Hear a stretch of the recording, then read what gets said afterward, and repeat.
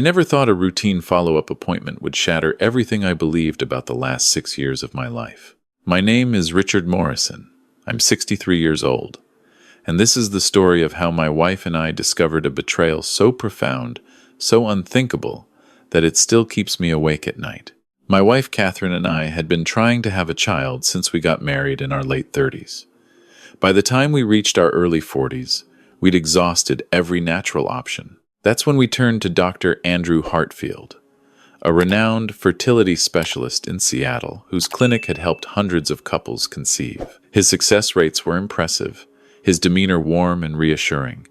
Catherine trusted him implicitly. Mr. and Mrs. Morrison, Dr. Hartfield had said during our first consultation. His smile, practiced and professional. I understand your frustration, but I want you to know that with modern reproductive technology, there's real hope. We'll run comprehensive tests on both of you, identify any issues, and create a personalized treatment plan. Many couples in your situation go on to have healthy babies. Catherine squeezed my hand, her eyes bright with cautious optimism. We'd been so beaten down by disappointment that even a glimmer of hope felt like salvation. The testing began immediately. Blood work, genetic screening, semen analysis for me, hormone panels for Catherine. Everything came back surprisingly normal. You're both perfectly healthy, Dr. Hartfield announced. Sometimes it's just a matter of timing and a little medical assistance. I recommend we start with IUI, intrauterine insemination. If that doesn't work after a few cycles, we'll move to IVF. Over the next 4 years, Catherine underwent 6 rounds of IUI and 4 complete IVF cycles. Each time, Dr. Hartfield was there, encouraging, supportive, adjusting protocols and medications. Each time, we failed. The emotional toll was devastating. Catherine blamed herself, despite my constant reassurance. I watched the woman I loved spiral into depression, her body ravaged by hormones, her spirit crushed by repeated loss. Maybe we should try a different clinic, I suggested gently after the 4th failed IVF. Get a second opinion. No, Catherine said firmly, wiping away tears. Dr. Hartfield knows our case inside and out. He's been with us through everything. I trust him. We just need to try one more time. But that 5th IVF cycle never happened. 3 months ago, Catherine collapsed at work with severe abdominal pain. The emergency room doctors discovered she had developed ovarian hyperstimulation syndrome, a dangerous complication from all the fertility drugs. They stabilized her, but the ER physician, Dr. Patricia Chen, was concerned about something else. Mrs. Morrison, Doctor, Chen said carefully, reviewing Catherine's chart. I see you've been undergoing fertility treatments for several years. Have you ever gotten a second opinion on your case? Catherine shook her head weakly from the hospital bed. Dr. Hartfield has been handling everything. Dr. Chen's expression was troubled. I'd like to suggest you see a colleague of mine, Dr. Sarah Mitchell, who specializes in reproductive medicine, just to review your treatment history and make sure everything has been done correctly. Sometimes a fresh set of eyes can catch things. Something in her tone made my instincts prickle. Is something wrong? Dr. Chen chose her words carefully. I just want to make sure you've received the best possible care. Dr. Mitchell is excellent. She's helped many of my patients. 2 weeks later, Catherine and I sat in Dr. Mitchell's office in a different part of Seattle. She was younger than Dr. Hartfield, maybe mid-40s, with intelligent eyes and a direct manner. She'd spent several days reviewing all of Catherine's medical records from Dr. Hartfield's clinic. Mr. and Mrs. Morrison, Dr. Mitchell began, her voice serious. I need to ask you some questions that might seem strange, but please bear with me. Catherine, did Dr. Hartfield ever explain the specific protocols he was using for your IVF cycles? He said he was using the latest techniques, Catherine replied, confused. Why? Dr. Mitchell pulled out a thick file. I've reviewed your case very carefully. Your hormone levels, your egg quality, your husband's sperm analysis. Everything indicates you should have had a reasonable chance of success with standard IVF protocols. Yet you failed 4 times. That struck me as unusual. My heart started pounding. What are you saying? I'm saying that I'd like to run some additional tests. Specifically, I'd like to do genetic testing on the embryos that were frozen from your last IVF cycle. Dr. Hartfield's clinic still has 3 frozen embryos from your final attempt, correct? Catherine nodded, still not understanding. Yes, but we decided not to use them. We couldn't go through another failure. I understand, Dr. Mitchell said gently. But with your permission, I'd like to have those embryos tested.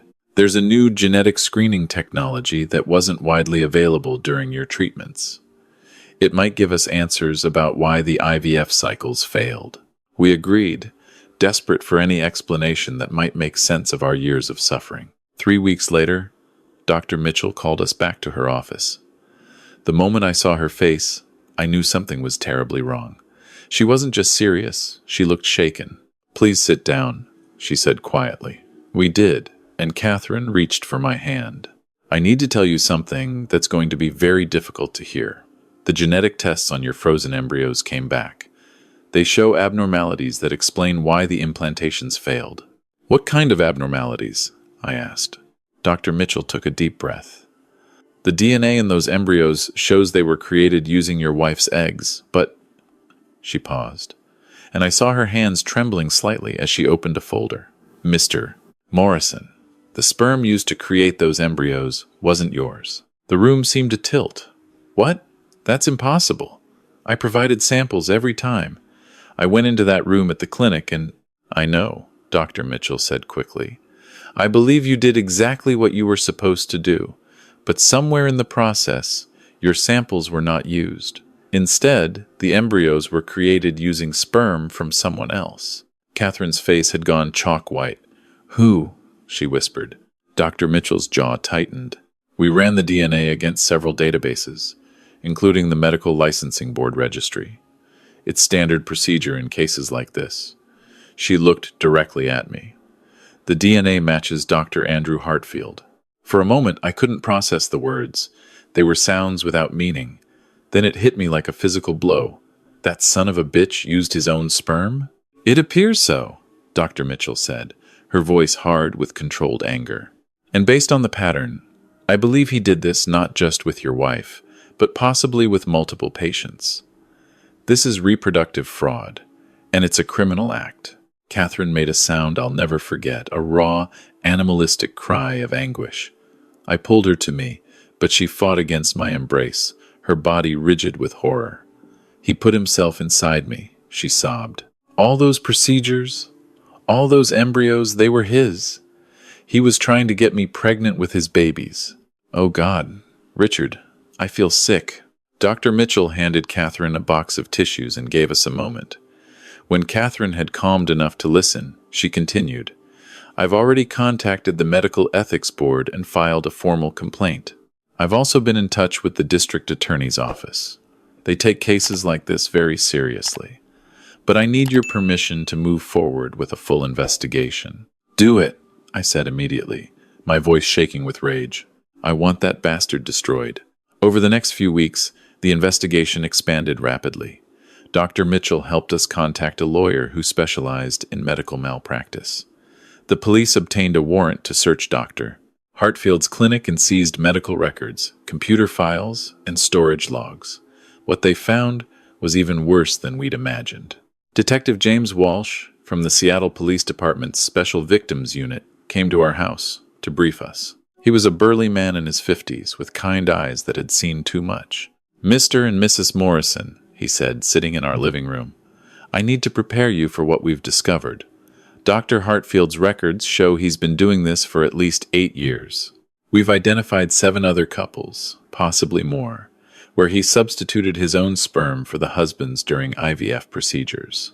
7 other couples, 7 other men who thought they were going to be fathers to their own children. 7 other women who had been violated in the most intimate way possible.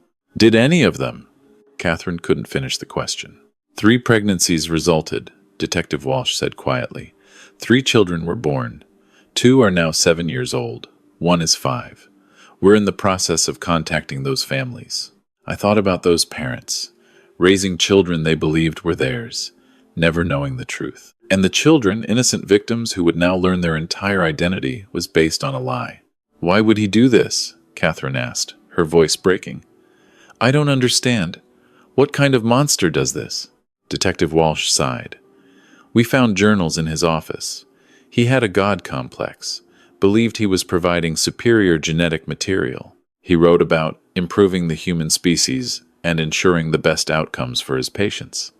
He convinced himself he was doing a good thing. The rage that had been building in me since Dr. Mitchell's revelation reached a boiling point. He's insane. He's a psychopath. The district attorney agrees with you, Detective Walsh said. They're preparing charges: reproductive fraud, assault, practicing medicine in violation of ethics standards, and fraud for collecting payment for services he didn't actually provide since he wasn't using the sperm you paid to have processed. This is a career-ending, life-destroying prosecution. But we need you to be willing to testify. Absolutely, I said without hesitation. Catherine nodded beside me, tears streaming down her face. The arrest happened 2 days later. The news media descended on the story like vultures. Seattle fertility doctor accused of using own sperm in IVF procedures screamed the headlines. My phone rang constantly with reporters wanting interviews.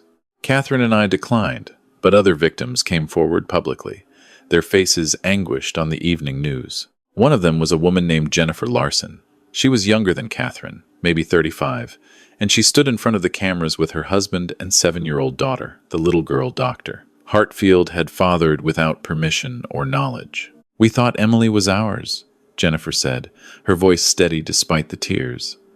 My husband raised her from birth, loved her, stayed up with her when she was sick, taught her to ride a bike, and now we have to tell her that the man she calls daddy isn't her biological father.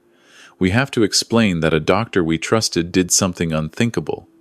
This has destroyed our family. Watching that interview, Catherine broke down completely. That could have been us, she sobbed. If any of those embryos had worked, I would have given birth to his child. Richard, I would have had his baby. I held her while she cried, but inside, my own emotions were a churning mess.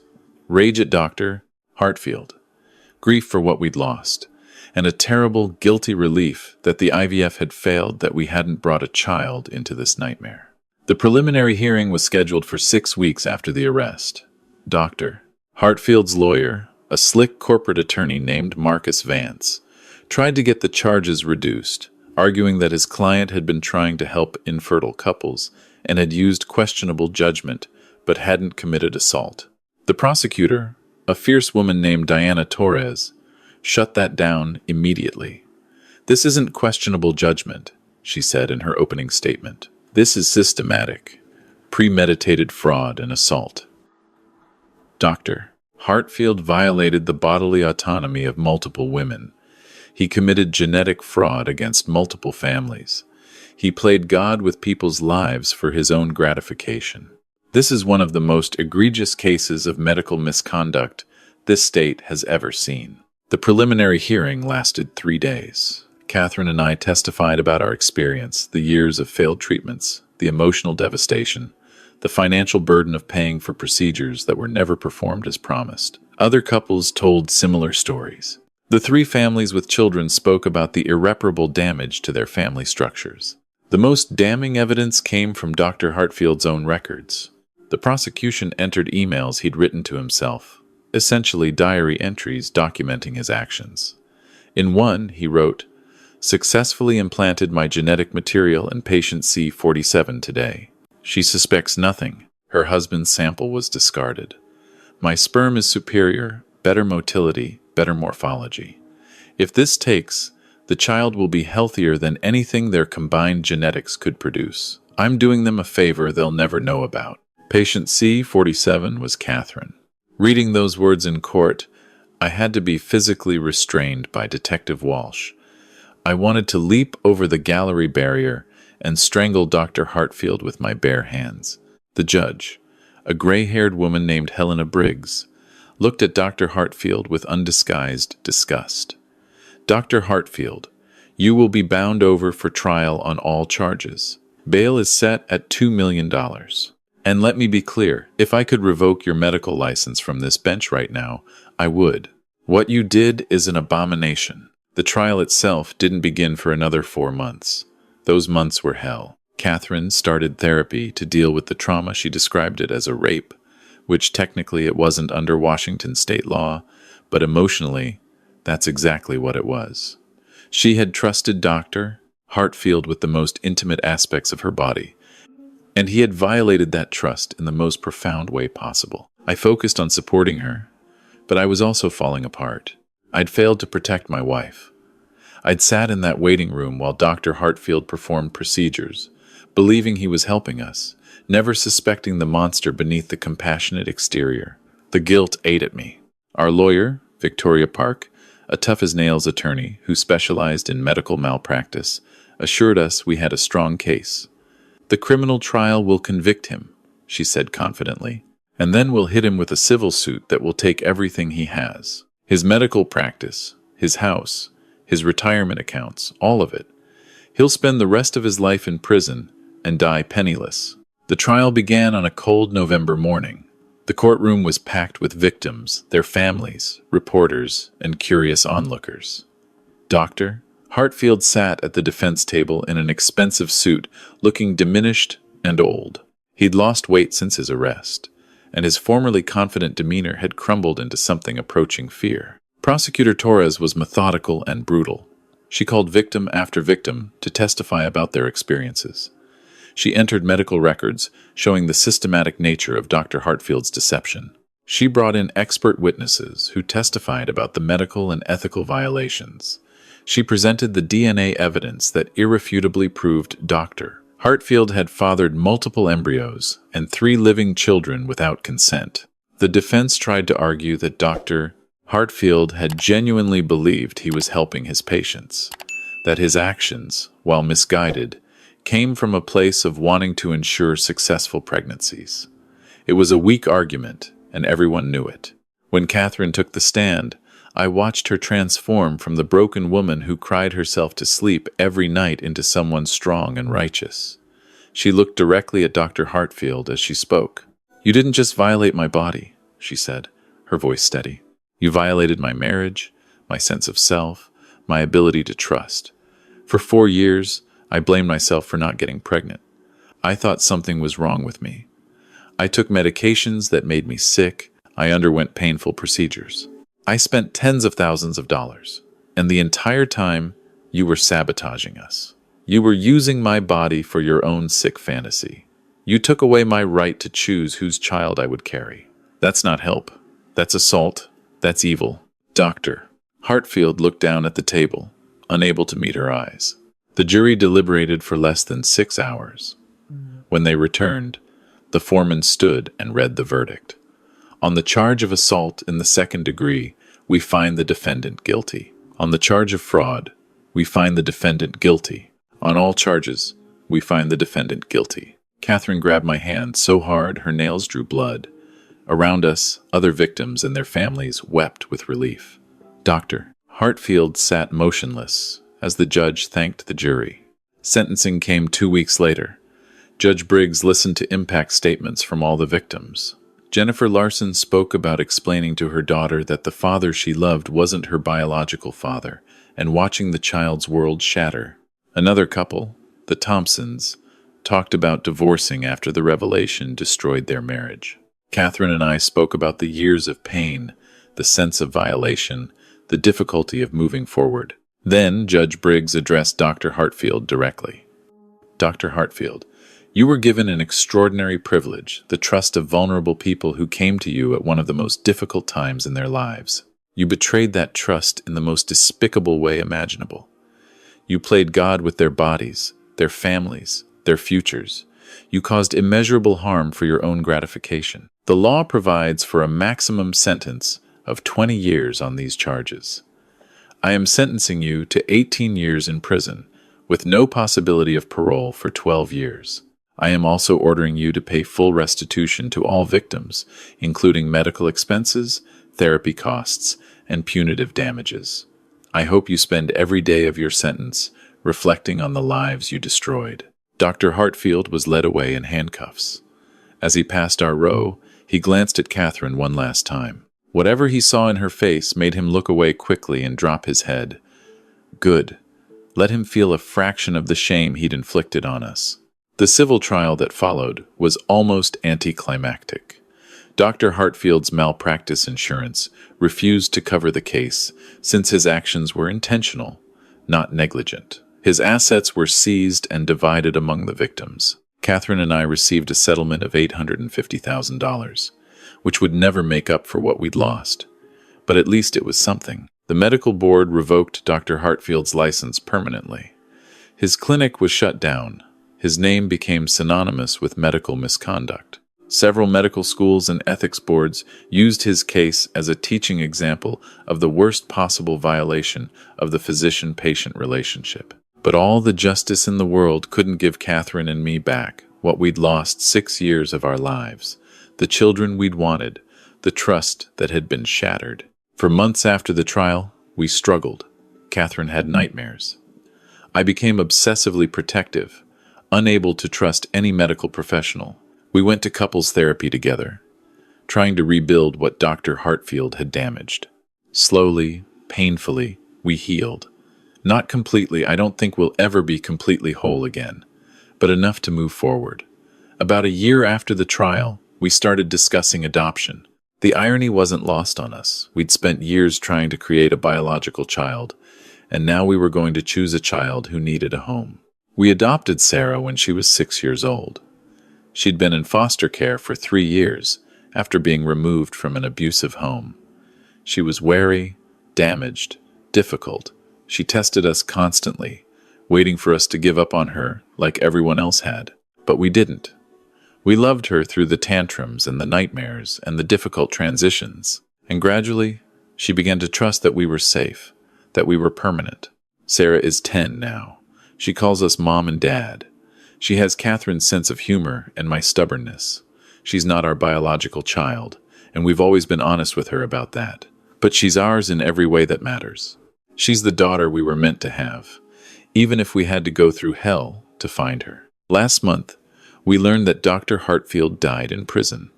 A heart attack, apparently. I felt nothing when I heard the news. No satisfaction, no relief, no vindication. Just emptiness where the rage used to be.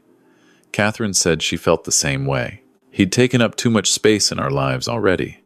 We weren't going to give him another moment. Instead, we focused on Sarah. She'd just made the honor roll at school and wanted to show us her report card. We celebrated with her favorite dinner and ice cream sundaes, and I watched Catherine laugh at something Sarah said. Really laugh. The way she used to before Dr. Hartfield entered our lives.